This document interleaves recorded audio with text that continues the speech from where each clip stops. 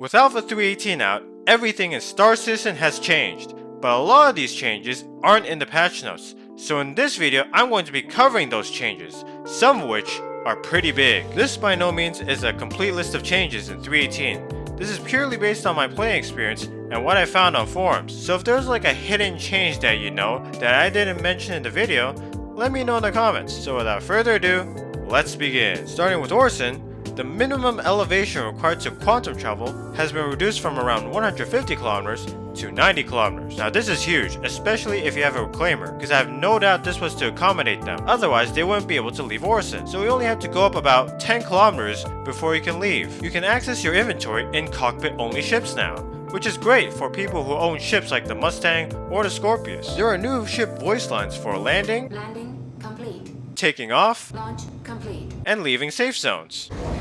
leaving safe zone. You can now sit on the seats in Lorville trams. Now arriving. They've updated the sounds on the multi-tool tractor beam.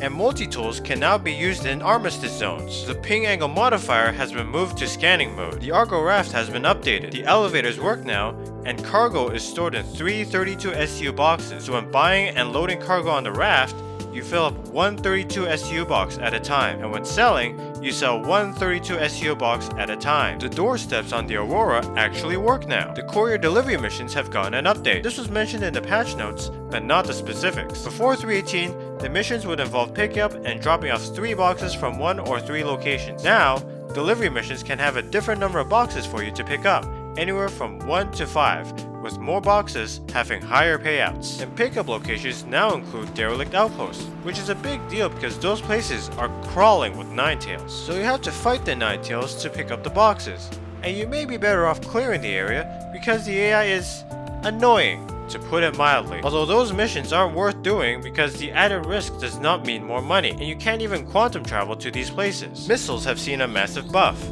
Now, even when a missile misses, it'll still stay locked on for you for a solid minute before it stops. So if you have a stock Mustang or Aurora, PvE and possibly PvP are going to be a lot harder now. But one of the biggest changes that they didn't mention in the patch notes is Jump Town.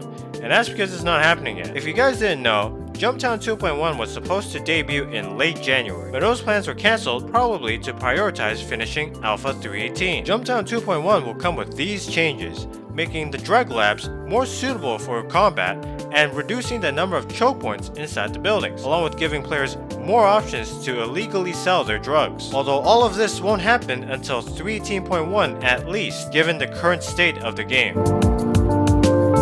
If you made it this far into the video, thank you so much for watching, I really appreciate it. And if you enjoyed the video, hit that like button, subscribe and ring that bell. And if there are any changes in 3.18 that I missed in this video and weren't mentioned by the devs, let me know in the comments below. In the meantime, if you want to know more about Alpha 3.18, like salvaging or any other cool new stuff, I suggest you check out this video right here.